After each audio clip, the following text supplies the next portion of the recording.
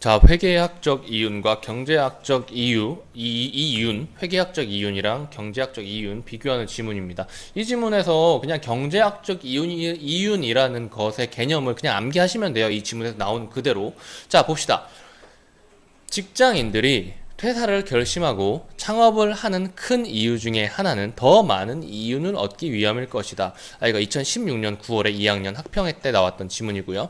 그렇다면 창업을 고려할 때 회사를 다닐 때와 창업 후의 이윤을 비교해 볼 필요가 있는데 연봉 3,600만 원의 직장인 철수가 제과점을 개업한 사례를 들어서 이를 알아보자고 합니다.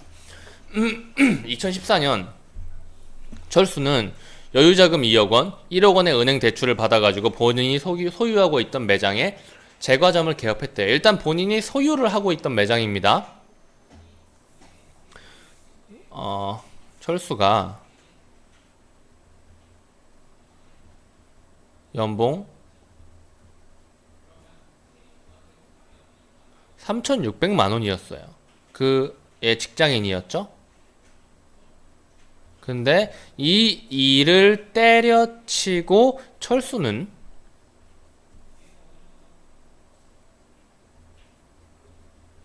제과점을 개업하게 되는데 사실 본인이 소유하고 있던 매장이니까 철수는 금수저였던 겁니다. 임대료를 안 내도 돼요. 임대료가 정말 큰 건데 철수는 무슨 사업을 해도 됩니다. 아무튼 간에 이 1년 동안 철수는 이렇게 정리를 했대요. 명시적 비용, 그러니까 숫자로 이렇게 나타난 비용이에요. 딱 영수증 이런 거에 써지는 비용이에요. 이 명시적인 비용, 명시적 비용에 대해서 정확히 모르면은 지금 당장 검색해가지고 확인을 하세요. 그리고 필기를 해놓으세요. 명시적 비용을 뺀 회계학적 이유는 4,600만 원이래요. 말이 왜 이렇게 떠뜸떠뜸 거려지냐? 이거 그냥 다 더해가지고 빼면 4,600만 원이죠. 그렇다면은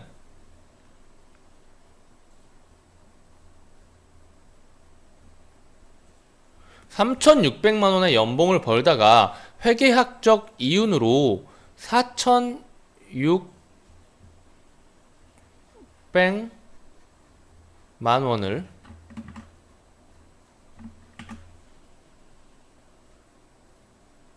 번 철수는 1,000만 원의 이윤이 늘어난 것일까요? 라는 것을 물어보는 겁니다.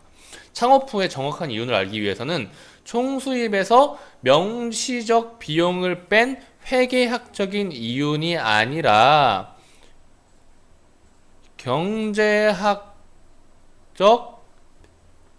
이윤을 따져야 되는데 이 경제학적 이윤은 총 비용에서 이러한 명시적 비용과 거기다가 암묵적 비용까지 빼줘야 된다는 거예요. 그러니까 다시 계산을 하면 회계학적 이윤이 총 수입에서 명시적 비용을 뺀 결과값이니까 여기에서 암묵적 비용을 빼면 경제학적 이윤이죠. 그러니까 이 경제학적 이윤이라는 녀석은 회계학적 이윤에서 마이너스 암묵적 비용이라는 녀석까지 빼준 결과라는 말이죠. 이 암묵적 비용은 어떤 선택 때문에 포기한 활동을 통해 얻을 수 있는 가치로 한마디로 이걸 기회비용이라고 합니다. 이것은 철수의 경우 직장을 계속 다녔다면 1년 동안 벌 수 있었던 3,600만 원이 있고요. 그리고 이 암묵적 비용, 기회비용을 이 경제에서 기본이에요. 기회비용을 생각하는 거. 내가 만 원을 저금하는 것은 10,000원짜리 무언가를 사는 것을 포기하는 거죠. 이 포기한 이것을 기회비용 혹은 암묵적 비용이라고 하는데 철수의 연봉과 그리고 매장을 다른 사람한테 임대해가지고 벌 수 있었던 돈이 얼마라 그랬어요? 1,000만 원. 여기다가 하지 말고 필기 자꾸 위치 바꿔서 미안. 이 암묵적 비용에다가 합시다. 원래의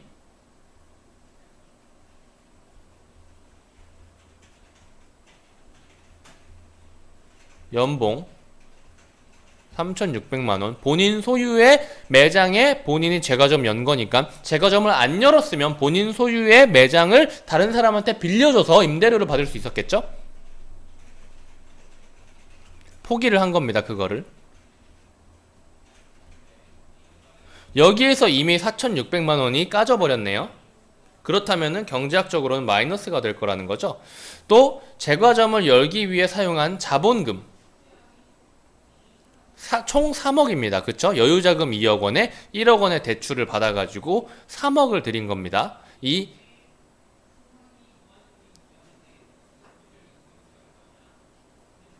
3억이 아니라 2억인가요? 뭐 아무튼 간에 그거를 계산하라는 말은 없으니까 그냥 넘어갈게요. 제과점을 열기, 그니까 이거네요. 1억 원은 대출을 받았으니까 대출을 안 받고 원래 가지고 있던 2억 원에 대한 이자가 연 3%라고 하니까 2억에 3% 곱하니까 600만 원이 되는 거죠. 그것들을 합하니까 어떻게 돼요?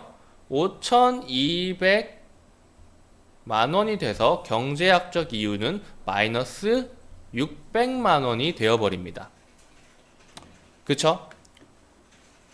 이게 궁금했던 거 아닌가요? 또한 손익분기점을 사용하여 이윤을 파악할 수도 있는데 손익분기점은 일정 기간에 발생하는 총수입 그리고 투입된 총비용이 같아가지고 손실도 이익도 발생하지 않는 지점. 그러니까 손익분기점 위를 찍으면 이득인 거고 아래를 찍으면 손해인 거죠.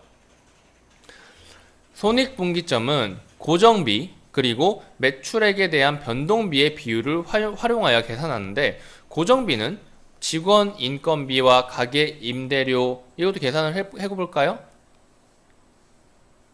직원 인건비 고정비 이거 지울게요. 여기서 계산을 할 수 있는 건가요?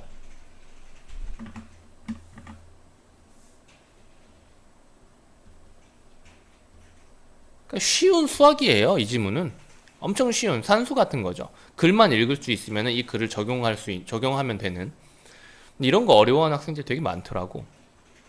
그래서 이 지문 넣어놓은 겁니다. 손익분기점이란 이 일정 기간에 발생하는 총수입, 고정비,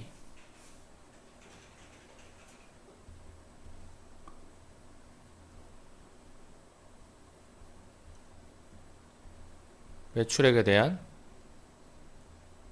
변동비,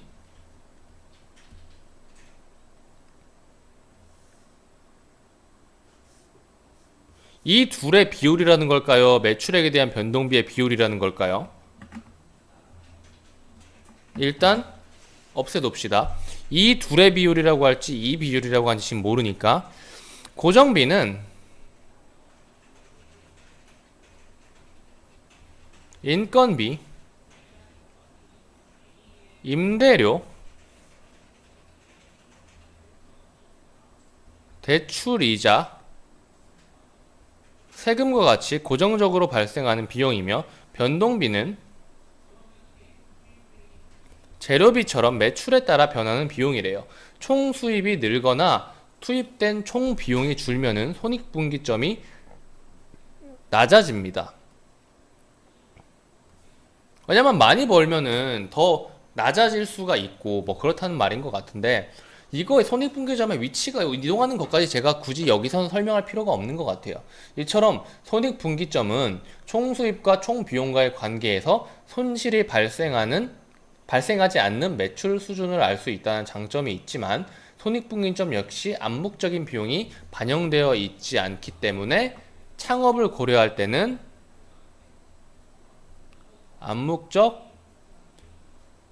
비용, 즉 경제학적 이윤을 따져보는 게 필요하다고 하는데 이거 교재에서는 문제에서 뭐가 좀 나왔을지 한번 볼까요?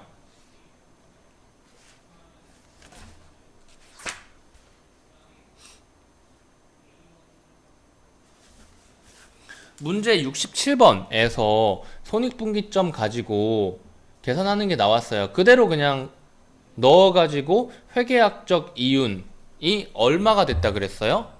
손익분기점으로 계산하니까 회계학적 이윤이 4,800만 원이 됐다고 했어요. 그럼에도 불구하고 암묵적 비용은 여전히 아까 얼마를 그랬죠? 마이너스 5,200을 빼야 되니까 얼마가 돼요? 총 경제학적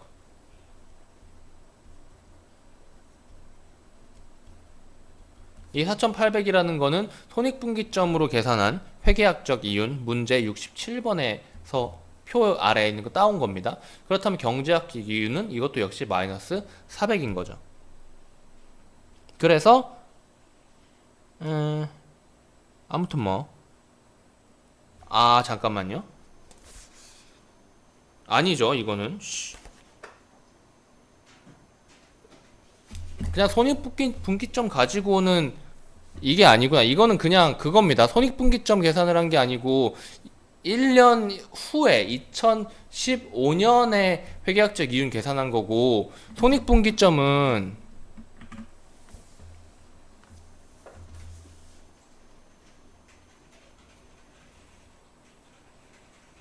이 총 수입과 총 비용의 관계, 비용이 높아지고 낮아지고 이런 것에 대해서 이제 확인을 해야 되는데, 총 수입은 1억 원으로 고정이 됐으니까 총 비용이 늘었냐 줄었냐 가지고 손익분기점을 계산하는 거라고